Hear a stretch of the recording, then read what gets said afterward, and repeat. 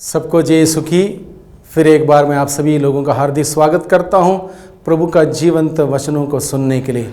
और आज के दिन में मैं वचन को लेकर आया हूं, भक्त नहीं शिष्य बनाओ, भक्त नहीं शिष्य बनाओ। इस विषय को लेकर हम लोग मनन चिंतन करेंगे।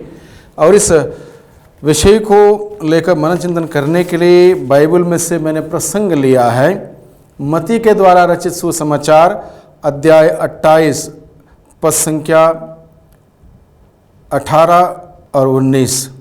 यहाँ पर लिखा है, तब ईसा ने उनके पास आकर कहा, मुझे स्वर्ग में और पृथ्वी पर पूरा अधिकार मिला है, इसलिए तुम लोग जाकर सब राष्ट्रों को शिष्य बनाओ और उन्हें पिता पुत्र और पवित्र आत्मा के नाम पर बपतिस्मा दो।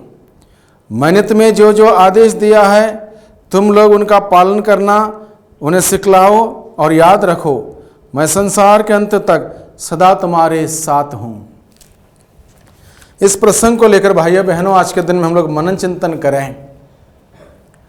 प्रभु यीशु ने अपने शिष्यों को अपने पास बुलाकर क्या कहा? मुझे स्वर्ग में और पृथ्वी पर पूरा अधिकार मिला है। स्वर्ग में और पृथ्वी पर पूरा अधिकार मिला है, सारा अधिकार प्रभु यीशु का है। इसलिए तुम लोग जाकर सब राष्ट्रों को शिष्य बनाओ और उन्हें पिता पुत्र और पवित्र आत्मा के नाम पर बपतिस्मा दो। प्रभु का आदेश क्या है हम सभी लोगों के लिए, उनके अनुयायियों के लिए? क्या आदेश है? सभी राष्ट्रों को प्रभु के शिष्य बनाने का आदेश है। और प्रभु ने आदेश क्यों दिया? क्योंकि प्रभु का अधिकार है पूरे आकाश में और धरती पर, आकाश के सभी चीज़ों पर, सभी वस्तुओं पर, धरती के सभी चीज़ों पर, वस्तुओं पर, शक्तियों पर, सब अधिकार प्रभु यीशु का है। यीशु ने इस बात को कही है। इसलिए प्रभु ने कहा, जाओ सभी राष्ट्रों को यीशु के शिष्य बनाने की जिम्मेदारी मुझे और आपको दी है। इसलिए आज के दिन में विषय मैंने लिया है, भक्त नहीं बल्कि शिष्य बने। भक्त नहीं बल्कि शिष्य बने। और आज के दिन में इस वक्त हम सबसे पहले हम स्वयं पर इस वचन को लागू करके देखें, क्या मैं प्रभु का भक्त हूं या फिर मैं प्रभु का शिष्य हूं? कभी भक्त कभी शिष्य, ऐसा नहीं हो सकता। क्या मैं प्रभु का भक्त हूं और क्या मैं प्रभु का शिष्य हूं? क्या हूं मैं? स्पष्ट करें अपनी भूमिका, अपना रोल हम स्पष्ट तरीके से समझ लें। मैं क्या प्रभु का भक्त हूं या फिर मैं क्या प्रभु का शिष्य हूं? जब मैं स्वयं प्रभु का शिष्य नहीं हूं, दूसरों का कहां से शिष्य बनाऊंगा? यह हो नहीं सकता। स्वयं मैं प्रभु का भक्त हूं और दूसरों का शिष्य बनाऊं, यह नहीं हो सकता। तो सबसे पहले अगर मुझे प्रभु ने जिम्मेदारी दी है, जाओ सभी राष्ट्रों को, जाओ राष्ट्रों के बीच में जाओ और सभी लोगों को मेरा शिष्य बनाओ, यह आदेश अगर प्रभु ने मुझे दिया है, सबसे पहले मुझे प्रभु का शिष्य बनना जरूरी है। तभी मैं दूसरों का प्रभु का शिष्य बना सकता हूं। अब यह बात समझ लें हम लोग, भक्त कौन है, शिष्य कौन है? भक्त वो है जो वक्त पे आता है। किसके वक्त पे? खुद के वक्त पर। उसका खुद का वक्त कब आता है? जब उसके जीवन में बीमारी आ गई, घर में कुछ परेशानी हो गई, कुछ भी सही चल नहीं रहा, घर में कोई संकट आ गया, ये उसका वक्त है। उस वक्त वह क्या करता है? उसको प्रभु की याद आती है, प्रभु के पास आके रोता है, बिलखता है, प्रभु मुझे बचाइए। और उसके बाद आपको पता है भक्त किस प्रकार से रोता, बिलखता, प्रार्थना करता। उस वक्त वो घुटने टेकने के लिए भी तैयार है, हाथ जोड़ने के लिए भी तैयार है, मत्था टेकने के लिए भी तैयार है, कुछ भी करने के लिए तैयार है, क्योंकि वो उसका वक्त है। उसका वक्त बुरा है उस वक्त। अब बुरे वक्त में भक्त बन के प्रभु के पास आएगा, गिड़गिड़ाएगा, रोएगा, प्रार्थना करेगा। मान लो प्रभु ने इस पर दया की, उसकी प्रार्थना सुनी, उसके बाद कुछ लोगों ने उसको देखा 4 दिन, 10 दिन, 1 महीना, 2 महीना, 3 महीना लगातार प्रार्थना में जाते हुए किसी ने उसको पकड़ लिया, तुम ईसाई बन गए हो। वो बोलता नहीं तो किसने कहा, मैं गया था ऐसे ही। डरता है वो, क्योंकि वो भक्त है, उसका काम हो गया, वक्त पे आ गया और वक्त पे उसने रोया धोया, गिड़गिड़ाया, हाथ पैर उठाए और प्रभु ने उसकी प्रार्थना सुनी, उसका काम हो गया, वक्त पे आया, उसका काम हो गया, निकल गया। और चुनौती आने पर, उसके ऊपर उंगली उठने पर, संकट और अत्याचार सहने का मौका उसके सामने आने पर वो भाग निकलता है, वो भाग जाता है वहां से। अब उसको कोई मतलब नहीं प्रभु से, उसका काम हो गया। वो है भक्त जो वक्त पे आता है, कुद के वक्त पे आता है, अपनी प्रार्थना प्रभु के सामने रखता है, प्रभु दया करता है और वो चला जाता है। अब दुख संकट उसके जीवन में आने पर वो बोलता मैं जानता नहीं, प्रभु कौन है मुझे मालूम नहीं। वो है भक्त। शिष्य कौन होता है? शिष्य वो होता है जो हमेशा प्रभु के साथ जुड़ा रहता है, विश्वास से, श्रद्धा से, भक्ति से, आस्था से जुड़ा रहता है, प्रभु का जीवन अपने जीवन में उतारता है, प्रभु का स्वभाव और मनोभाव का धारण करता है, अपने जीवन के द्वारा प्रभु की महिमा करने का प्रयास करता है। सुख में भी वो प्रभु के साथ जुड़ा है, दुख में भी प्रभु के साथ जुड़ा है।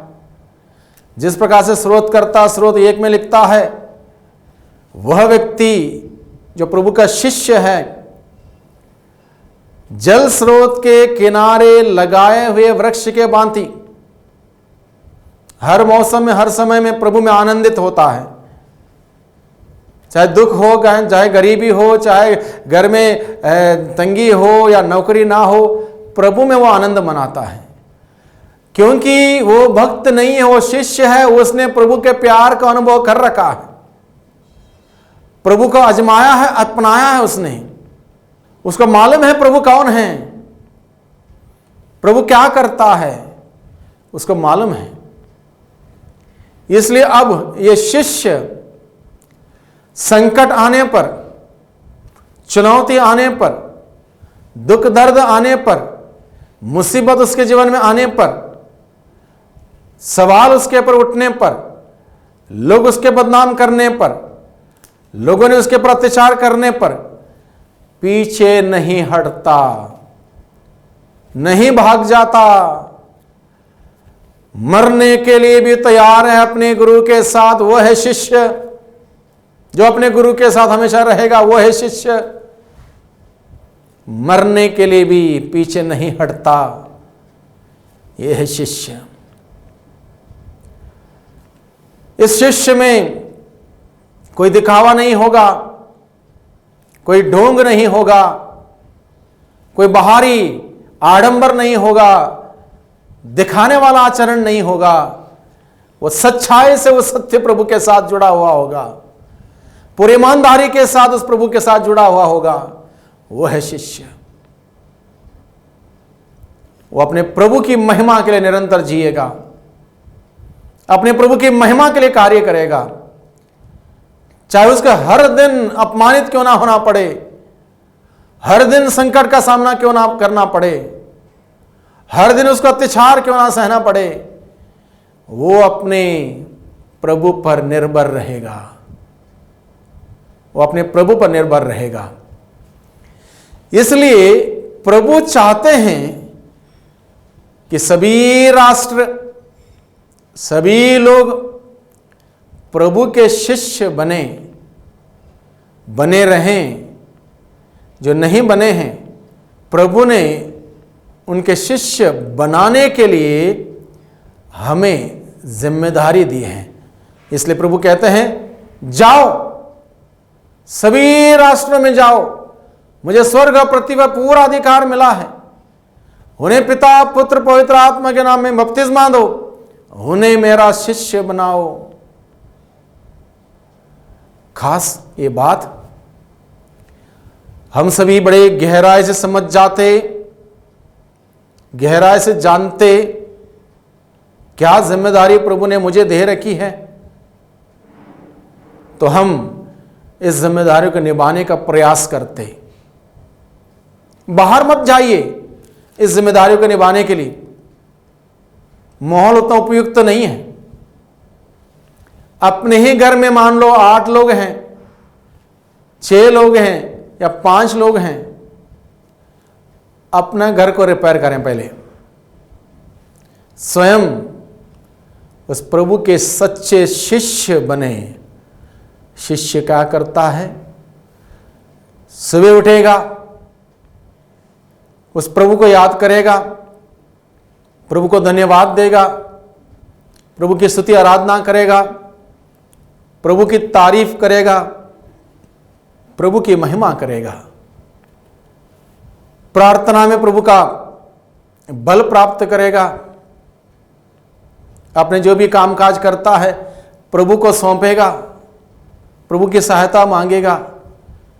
पूरी दिनचर्या उसको प्रभु के अनुग्रह में बीतेगी। वो है शिष्य। प्रभु के बगैर वो कुछ नहीं करेगा, कुछ नहीं सोचेगा। वो है शिष्य। तो हम अपने घर परिवार को रिपेयर करें। पहले घर में मान लो 8 लोग हैं, एक कोई बुजुर्ग है, पति पत्नी 2 हैं और कोई व्यक्ति है, 3 बच्चे हैं। सुबह उठें, बैठें कुछ समय, प्रभु को धन्यवाद दें, एक आध गीत गाएं, प्रभु का वचन पढ़ें। यह शिष्य का काम होता है। गुरु से ताकत मांगना, प्रेरणा मांगना, शक्ति मांगना, सामर्थ्य मांगना। अपने काम दाम लग गए। उसके बाद शाम हुई, फिर बैठे एक साथ, धन्यवाद दें पूरे दिन के लिए। सुरक्षित रखा पूरे दिन भर में, संभाला, सजाया, संवारा, बचाया खतरों से, मुसीबतों से, दुर्घटना से, बीमारी से, महामारी से। धन्यवाद दें। उस माला विनती को करें, भजन कीर्तन करें, धन्यवाद में समय बिताएं। ऐसा करने से वो शिष्य सिद्ध होगा और इस प्रार्थना में जीवन से मजबूती आएगी। अपने गुरु के प्रति वो मजबूत विश्वास के साथ आगे बढ़ेगा। अपने परिवार को शिष्य बनाएगा। हर कोई व्यक्ति अपने परिवार में ऐसा शिष्य का काम करेंगे, सुबह शाम कम से कम 2 बार। मैं समझता हूं पूरी दुनिया प्रभु के शिष्य बनेगी। हकीकत क्या है? आज के दिन में हम वक्त पे आते हैं, अपना काम हो गया, चले गए। बहुत जगह पर मैंने लोगों ने ये कहते हुए देखा, सुना, चर्च ने क्या किया हमारे लिए? हमारे लिए कुछ नहीं किया। ये कौन कहता है? जो भक्त है। भक्त हमेशा इस ताक में रहता, कहां से कुछ मिलेगा मुझे, कहां से क्या फायदा मिलेगा, कहां से क्या आर्थिक सहायता मिलेगी, क्या मुझे नौकरी मिलेगी, क्या मुझे वो मिलेगा, चर्च जाने से क्या होगा। उसकी ताक उसी पर रहेगी, सांसारिकता के चीजों पर, दुनियादारी के सुख समृद्धि पर, नौकरी पर, पैसे पर, मुझे घर मिले, मुझे मकान मिले, मुझे वो सुविधा मिले, ये सुविधा मिले, मुझे जमीन मिले, तमाम बातों लेकर वो भक्त होता है। शिष्य क्या करता है? मैं क्या दे सकता हूं प्रभु को? मेरे पास कुछ नहीं है, गरीब हूं, मैं समय दूंगा, मेरे पास और कुछ नहीं है, मैं प्रभु का गीत गाऊंगा, प्रभु की तारीफ करूंगा। यह शिष्य का मनोभाव होता है। इसलिए भाइयों बहनों, प्रभु ने क्यों कहा जाओ सभी राष्ट्रों को शिष्य बनाओ? क्योंकि भक्त बनेंगे उनका उद्धार तो नहीं होगा। क्षणभंगुर फायदा जरूर मिलेगा, बीमार होने पर, तंगी होने पर, आर्थिक समस्या होने पर, नौकरी नहीं मिलने पर, वो काम रुकने पर, ये काम में बाधा होने पर प्रभु आशीष देगा, सुनेगा। कुछ समय के लिए राहत जरूर मिलेगी, स्वर्ग राज्य नहीं मिलेगा, क्योंकि उस जीवन से वो जुड़ा हुआ नहीं है। वो इस प्रकार से है, जैसे उदाहरण मैं आपके सामने रखता हूं। आम का पेड़ में आपने देखा होगा कभी कभार, आम के पेड़ में एक प्रकार के क्रीपर, एक प्रकार की एक डाली सी आती है और धीरे धीरे फैलती है। 2, 3, 4, 5 जगह पर अगर इस आम के पेड़ में रहेगी, 2-4 साल के बाद आम का पेड़ खत्म। ये भक्त ऐसे हैं जो आम के पेड़ पर रह के जीते हैं, उनका अपना कोई योगदान नहीं, ऐसे हैं। इसलिए प्रभु ने हमें क्या कहा, सभी राष्ट्रों में जाओ, उन्हें शिष्य बनाओ। भक्त बनाओगे तो ऐसा होगा, और ना उनका उद्धार होगा ना उनका फायदा होगा। वो जिंदगी भर सवाल करते रहेंगे हमें क्या मिला, कलीसिया ने क्या किया, चर्च ने क्या किया, पास्टर ने क्या किया, मिस्टर ने क्या किया, सिस्टर ने क्या किया, यही सवाल। और ये सवाल हम अक्सर सुनते हैं। हमारी बात पास्टर ने नहीं सुनी, हमारी बात सिस्टर ने नहीं सुनी, हमारी बात मिस्टर ने नहीं सुनी। ये भक्त की शिकायत है। शिष्य ऐसी शिकायत नहीं करता। शिष्य हमेशा सोचता है मैं क्या करूं प्रभु के लिए, और कुछ नया क्या करूं मैं प्रभु के लिए, किस प्रकार से मैं सेवा करूं प्रभु की, ये सोचता है। और ऐसे लोगों को प्रभु चाहता है।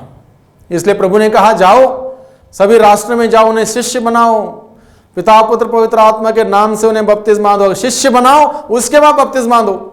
बहुत जगह पर क्या किया, शिष्य बनाए नहीं, बपतिस्मा दिया, अब मुश्किल हो गया। बहुत जगह पर शिष्य बनाए बगैर बपतिस्मा तो दिया, अब वो सवाल कर रहे हैं आपने कुछ नहीं किया, आपने कुछ नहीं दिया, हमारा घर ठीक नहीं है, हमारे पास पैसे नहीं है, हमारे पास नौकरी नहीं है, तो इनका रिपेयरिंग भी चलता रहेगा, कभी शिष्य बनेंगे नहीं। इसलिए हम प्रभु की बातों पर चलें। प्रभु का आदेश है पहले हम शिष्य बनाएं, उसके बाद पिता पुत्र पवित्र आत्मा के नाम से बपतिस्मा दें। इस डिफरेंस को, इस बात को समझ जाएंगे, समस्या का समाधान हो गया। जो जगह जगह पर अलग अलग बातों के लिए समस्या है, समस्या खत्म हो जाएंगी। इसलिए प्रभु आज के दिन में अपनी बातों के द्वारा महान रहस्य को खोलता है। सभी राष्ट्रों में जाओ, फिर एक बार मैं पढ़ता हूं। तब ईसा ने उनके पास आकर कहा, मुझे स्वर्ग में और पृथ्वी पर पूरा अधिकार मिला है, इसलिए तुम लोग जाकर सभी राष्ट्रों का शिष्य बनाओ। देखो, पहले प्रभु ने क्या कहा, शिष्य बनाने के लिए कहा। सभी राष्ट्रों को शिष्य बनाओ, सभी राष्ट्रों का शिष्य बनाओ। उसके बाद उन्हें शिष्य बनाने के बाद उन्हें पिता पुत्र पवित्र आत्मा के नाम पर बपतिस्मा दो। अगर कोई शिष्य बनने के लिए तैयार नहीं है, बपतिस्मा मत दो। प्रभु का शिष्य बनने के लिए कोई तैयार नहीं है, बपतिस्मा मत दो। प्रभु का आदेश का पालन करें हम। कई बार कई लोगों ने गलती कर रखी है, 2 महीना 3 महीना 1 साल प्रार्थना में आए बैठे, बपतिस्मा दिया, उसके बाद वही मुसीबत खड़ी कर देते हैं क्योंकि शिष्य बने नहीं हैं। प्रभु का आदेश है सभी राष्ट्र में जाओ, उन्हें शिष्य बनाओ। उसके बाद शिष्य बनने के बाद उन्हें पिता पुत्र पवित्र आत्मा के नाम से बपतिस्मा दो। वो लोग कभी छोड़ के नहीं जाएंगे प्रभु को, कभी विचलित नहीं होंगे। भक्तों को अगर बपतिस्मा दिया जाएगा, वक्त आने पर निकल जाएंगे और उनके वजह से पूरा कलीसिया का नाम बर्बाद होगा।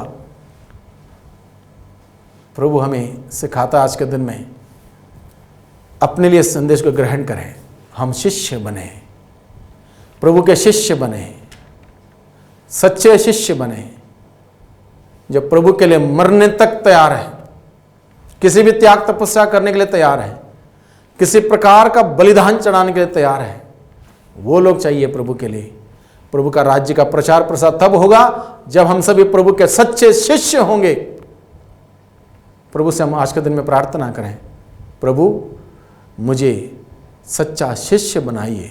पिता और पुत्र और पवित्र आत्मा के नाम पर आमीन।